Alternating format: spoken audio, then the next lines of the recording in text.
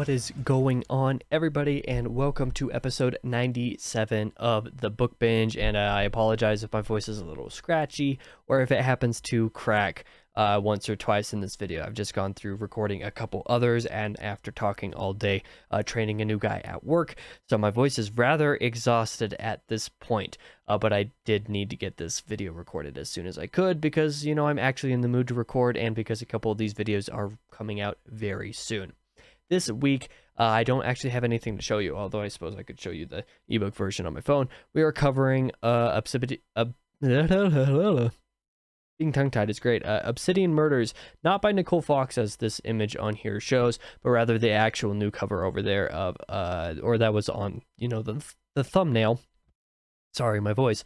By Nicole Brona. The reason that the name changed is because Nicole, the person who wrote this book, realized, or actually learned relatively recently, that Nicole Fox is the name of another author that is not a small one.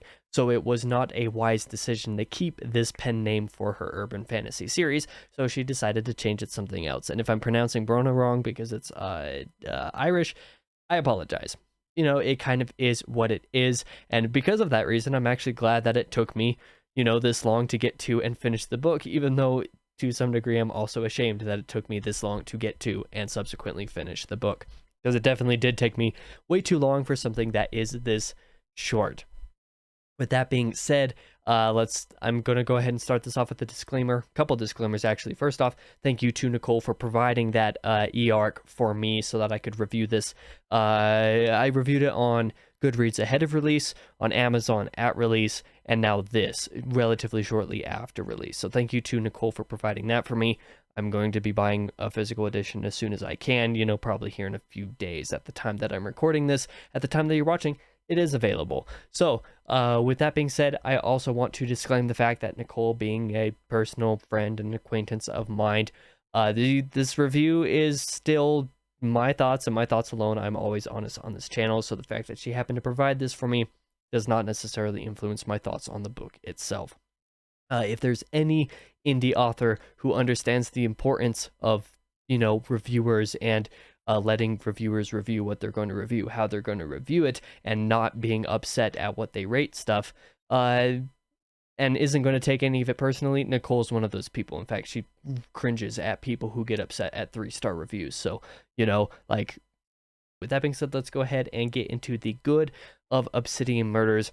Probably the biggest thing for me at this point, in the fact that I'm in the midst of several epic fantasy series. I was reading The Prophet of Adan, second book of the Adan trilogy by Philip Chase, The Great Hunt, the second book in the Wheel of Time by Robert Jordan, and what's it called, Empire of Silence, the first book of Sun Eater, on a reread. So I'm kind of going through all of these, and I'm also in the middle of Faithful and the Fallen as well, technically speaking. So these are all very big and epic books, primarily, you know, fantasy style books. This one, Obsidian Murders, is a very short, quick, smooth, and especially easy read. It's only like 50,000 words, which, for the record, is like, what, 10,000 words shorter than Carrie by Stephen King, and that's already a pretty short book.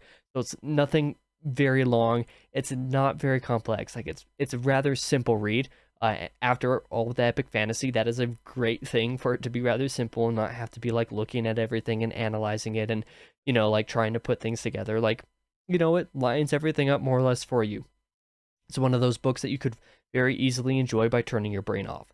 Obviously, that's not an insult in the sense of like, oh, it's a really stupid book or anything like that. No, it's like, it's one of those books that's like, if you're overloaded by what you're reading, or if you need something really quick and isn't horribly complex for you to, you know, read in between some bigger and thicker, denser books, yeah, this one is going to be perfect for that kind of thing.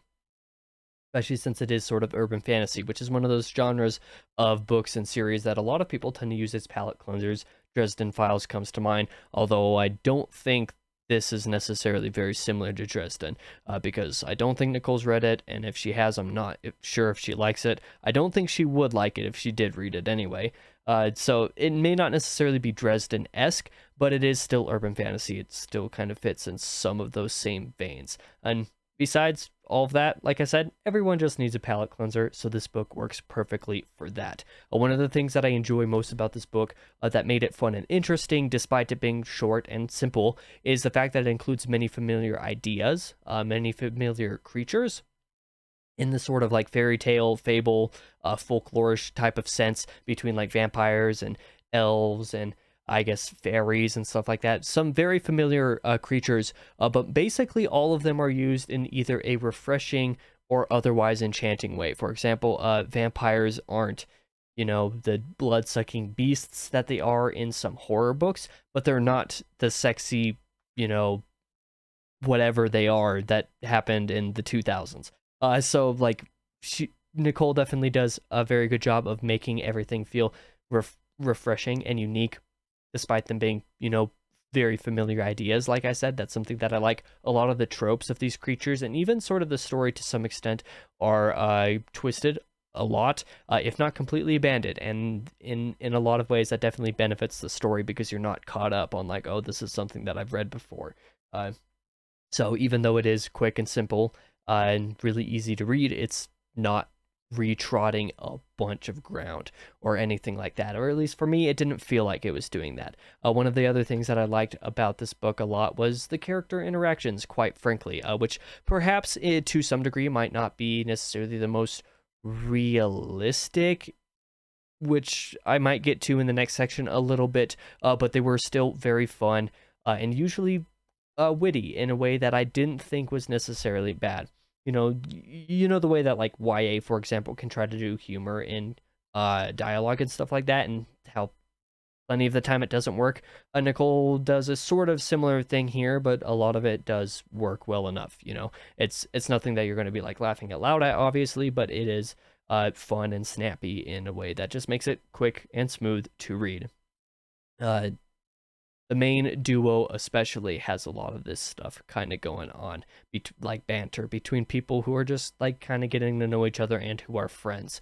Surprising depth to the sort of magical elements of the world as well. The world building, how the main character's abilities work, a lot of this stuff like that keeps it from being just a simple surface level romp, but it never passes understanding either. So it's simple, but it's never like bottom of the barrel material or anything that's been super redone before. But with that being said, let's go into sort of the bad of Obsidian Murders, some of the things that maybe necessarily weren't as good as they could have been, or weren't on top of their game, or maybe even things that might not have worked for me or might not work for some other people. First off, I'm going to say the mystery that is sort of like linchpinning this whole story, the fact that it's a murder mystery essentially. Not the whodunit kind of way that a lot of older types of mysteries are doing. It's not any like Agatha Christie level mysteries, even though I haven't read any of her books, so I'm just kind of using that as an example of one that's really popular for writing really good mysteries. It's not the best mystery, and it's not the most actively engaging in the world, but it doesn't really need to be. It's more kind of like the train that these characters are on and just kind of being in the world that's fun, and it's just kind of taking you there. Although with that being said, the plot and everything is still enjoyable enough to read and comes to a conclusion that I think was very great and really wholesome in the end, which was one of the best parts of the book actually, which I didn't mention in the last section for some reason. The humor doesn't always land solidly for my takes, even though the wit of it does tend to work. The dialogue sometimes feels a little bit too modern, although that could just be my bias from, reading a lot of fantasy and a lot of really good writing, generally speaking. Like Christopher Rocchio's prose is amazing. His character interactions are amazing. Robert Jordan may not be known for having the best prose, but I really like his prose, at least in these first couple books, and I like the way that he writes dialogue for the most part. So, some of this stuff may not being, some of this stuff not being like the best in the entire world in this book isn't necessarily a bad thing, and could just be the fact that I'm experiencing those which are totally a different type of writing. So that could be a lot to do with it there. But with that being said, some of the dialogue does kind of feel YA-ish. I did sort of hint at this, but the book isn't YA. A few times the dialogue sort of borders on that sort of stuff, but it's not really that sort of stuff. It's just sort of the slightly unrealistic tone and delivery of certain pieces of dialogue that feels a little bit too simple, I suppose, in that YA kind of way. But like I said, the book's not YA, even though it could be read by that audience and could be targeted at that audience rather simply. It's just that the dialogue sometimes doesn't work perfectly.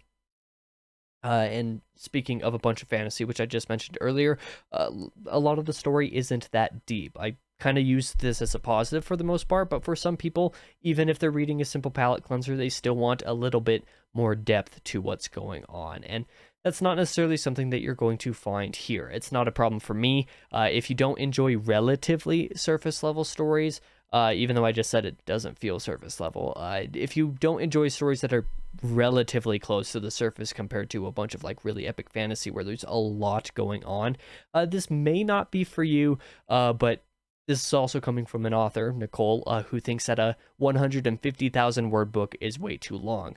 So that kind of puts into perspective like the kind of thing that she's doing here, when 150,000 words is pretty short for epic fantasy. So her priority is getting in and getting out, without, making anything too complex, too complicated, or too misunderstandable, or, just without wasting time, without wasting words, essentially, which is just as much of a good thing as a bad thing, depending on who you ask. An aspect to the climax as well also occurs a little bit off screen to some sense. It's conveyed in conversation and stuff after the fact, so it's, you're not missing anything per se, but an aspect to the climax does happen off screen, which may not work for some people. And it actually makes me wonder how certain aspects of climaxes for future books in this series are going to work, if Nicole will decide to change certain aspects of it. Maybe not change, but maybe adjust the way that the story's told so that some of those things can happen on screen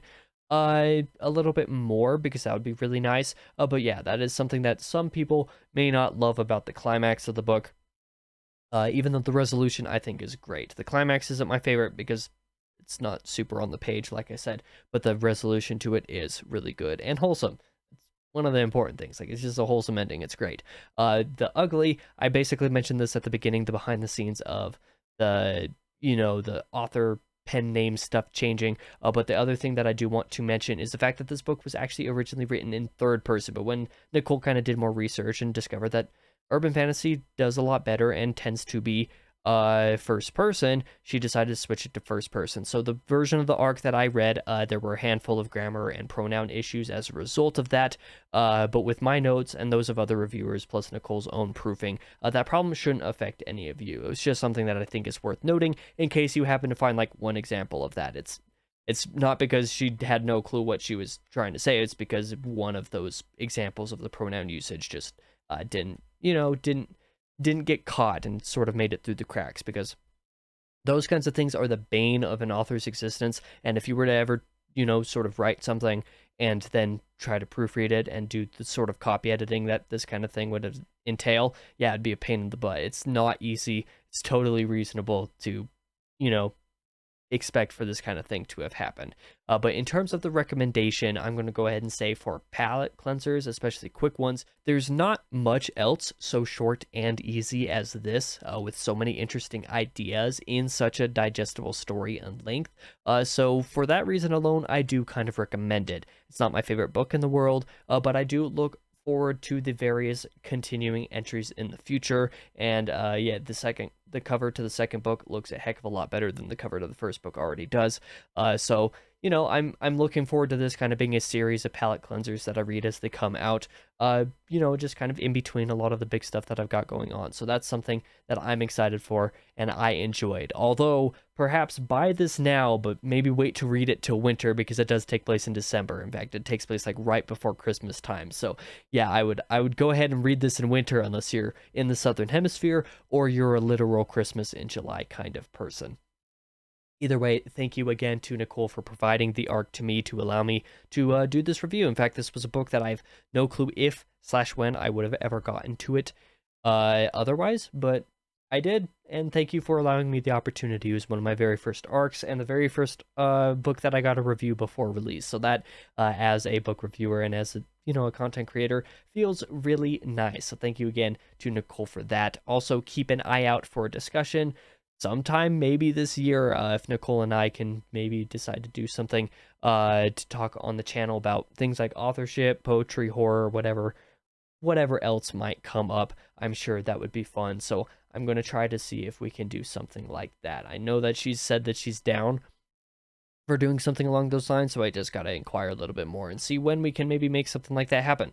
Now that I've read this book. So yeah, that is what's going down. But thank you guys for watching. I'll be back. What is it? This next Thursday. Did I completely lie about what was coming out in my last video? No, I did not. Okay, so this Thursday is going to be another discussion video about how I handle my reading slumps. I actually had a lot of fun recording this video, so I hope you're willing to check that out. But otherwise, thank you guys for watching. I'll be back in the next video.